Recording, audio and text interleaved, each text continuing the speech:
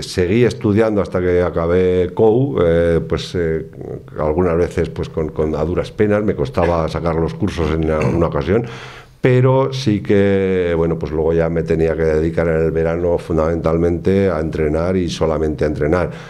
Procuraba ir a todas las concentraciones, pues incorporarme porque estaban concentrados, y procuraba incorporarme lo antes posible a las concentraciones, ir pues a entrenar con todos mis compañeros.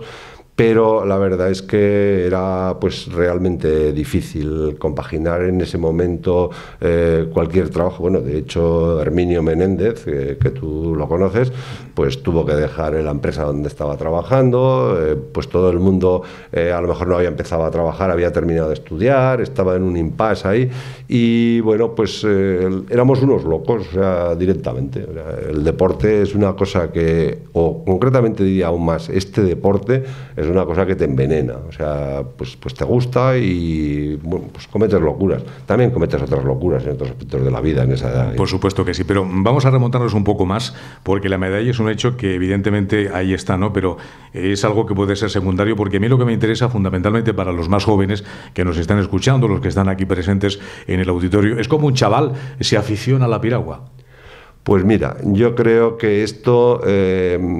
hay una primera experiencia, y el navegar, en este caso aquí lo que tenemos más próximo por el Ebro, el navegar es una experiencia única. O sea, los chavales, ellos lo saben bien, sobre todo los chicos, que la primera vez que te montas en una piragua, pues esto es qué raro es esto, pero la primera vez cuando empiezas a navegar y ves el Ebro desde otra perspectiva, el Pilar, el sitio que vayas a ver, tienes otra perspectiva, y esto sin duda engancha y mucho, o sea, y te sientes un poco poderoso y dominador del medio, que es un medio un tanto hostil, que es el agua, y bueno, pues te sientes un poco poderoso. Entonces esto es una cosa que con el tiempo pues te va haciendo mella, y cada vez te entusiasma más, y cada vez te motivas más a estar más horas dedicadas. Pero ¿cómo empieza esto? ¿Cómo se te ocurrió? ¿Qué pasó? Pues la verdad es que yo nunca pensé que iba a ser piragüista, eso es lo cierto. Fue mi padre, concretamente, el que, bueno, pues habló con el entrenador que había en aquel momento en Helios, José Luis Calvo, y bueno, pues le dijo, oye, que necesitamos chicos aquí. Y yo no sabía, en ese momento no sabía lo que era el piragüismo, o sea, me sonaba auténticamente a ruso, me sonaba. Y bueno, pues me dijo, oye, ¿quieres hacer piragüismo? Bueno, pues vamos a probar, como yo creo que ha pasado en casi todos los chicos que están por aquí. Sonríen los chavales que están por aquí también, ¿eh? Seguro. Y bueno, yo lo que sí me marcó, yo creo, profundamente fueron yo me inicié en el 68, concretamente, en septiembre del 68. Recuerdas que los Juegos Olímpicos de México fueron en octubre, que por el clima y tal. Entonces yo vi las regatas de K4, concretamente, vi en blanco y negro, por supuesto. Y yo dije, pues yo tengo que llegar ahí, yo tengo que llegar a estar en unos Juegos Olímpicos. Naturalmente no tenía ni idea lo que tenía que sufrir, lo que tenía que pasar, ¿no?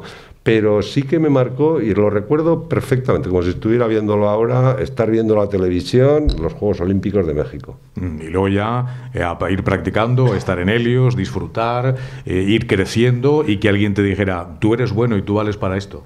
Sí, bueno, la verdad es que buenos había bastante. O sea, Helios tenía una cantera excepcional. Hubo un momento que, bueno, Helios y el Club Náutico concretamente, porque los dos tenían, yo creo que hubo un año que quedamos primeros y segundos, o segundos y primeros. La verdad es que teníamos un nivel competitivo impresionante. Yo eso sí que creo que ha sido un poco definitivo. La gente que ha estado un poco, que llevaba los dos clubes, pues tenía, yo qué sé, motivaba muchísimo a todos los deportistas, y poco a poco pues se hizo una cantera, un desarrollo de todos los deportistas, que bueno, pues luego llegamos a unos cotas a nivel español impresionantes. Y luego llega un aragonés y empieza ahí a estar con la selección, en las concentraciones, supongo que complicadas, ¿no? Bajo régimen casi militar. Bueno, eso ya era tremendo. La verdad es que nosotros era un régimen espartano, porque nos levantábamos a las 6 de la mañana y antes de desayunar pues hacíamos un microentrenamiento de 6:30 a 7:30 aproximadamente, pues correr un poquito de fuerza, un poquito, pues un entrenamiento realmente un poco ligero. Desayunábamos, luego pues descansábamos un poquito, a las 10:30, 11 hacíamos una primera sesión ya de entrenamiento, dependía un poco de la época del año, pues o bien hacíamos agua o bien hacíamos gimnasio. Y bueno, pues luego ya acabábamos el entrenamiento, comíamos, descansábamos otra vez y a las 5 otro entrenamiento. Y aproximadamente a las 11 de la noche o por ahí, pues a dormir. ¿Y cómo se vivían sobre el año 74, 75, 76 los cambios que se iban operando en España? Pues muy raro, la verdad es que era una cosa rara porque era sorprendente, porque todo el mundo tenía claro que el tratamiento que había tenido el deporte hasta ese momento no era el adecuado, que todo el mundo hablábamos de que Estados Unidos tenía un nivel competitivo fantástico o todos los países del este tenían unos niveles importantes, pero no se sabía hacia dónde ir. O sea, a nosotros, yo tengo una anécdota que la suelo contar, y es que coincidimos en los Juegos de Montreal, coincidimos con Kubala, para descanse, y me sorprendió, pero muy gratamente, porque Kubala nos comentó, estábamos comiendo al lado, así como estamos tú y yo, y nos comentó que era, o sea, era perfectamente consciente de todo el trabajo que estábamos haciendo, que nosotros creía que, bueno, él era húngaro, como tú sabes, que era perfectamente conocedor de todo el trabajo que estábamos haciendo nosotros y que él le gustaría aplicarlo al fútbol, pero que era casi imposible. El nivel de exigencia y sacrificio de los futbolistas ya era tan bajo como el que es ahora. Exactamente. Yo no lo quería decir, lo has dicho tú, ¿eh? Hombre, yo lo he dicho yo y me parece que todos estamos realmente de acuerdo con esto. Luego llegan unos Juegos Olímpicos, porque tú has estado en dos Juegos Olímpicos. Dos Juegos Olímpicos y uno de ellos con la medalla. Sí, sí. Y entonces, pues en el segundo, porque al tercero ya no fuiste. No. A los terceros no te dejaron ir, no quisiste ir. Bueno, estamos ahí. Mitad, luego lo hablaremos. Pero claro, supongo ya que el competir, cuando conseguisteis la medalla, sabíais que teníais un nivel competitivo muy alto y que ibais a por medalla. Sí. Bueno, esto la verdad es que, lo primero, nosotros en Montreal, el año anterior, el año 75, anterior al campeonato, a los Juegos Olímpicos de Montreal, quedamos campeones del mundo. El año de 76, el año de los Juegos, entrenamos lo que no está escrito. O sea, fue una auténtica pasada el entrenamiento que llevamos.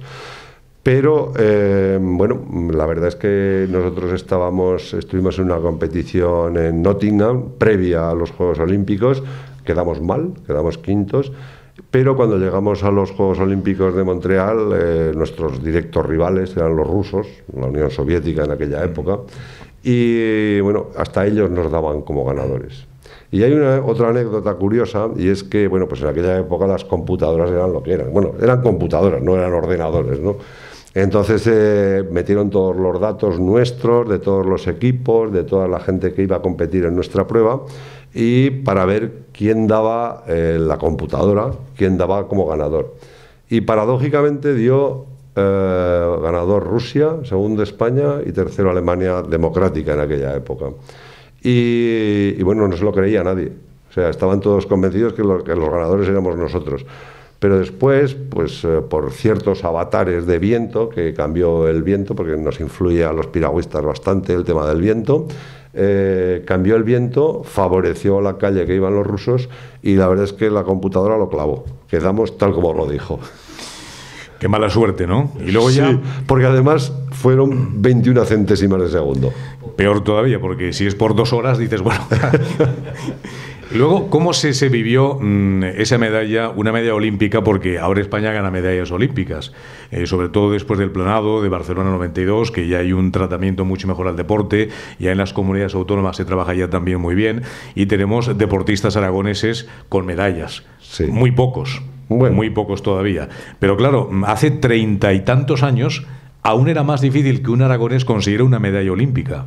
Sí, bueno, la verdad es que yo creo que soy una persona que ha tenido suerte. O sea, yo lo digo siempre, el deporte evidentemente tienes que estar entre los 5 primeros, y para estar en los 5 primeros lleva su esfuerzo.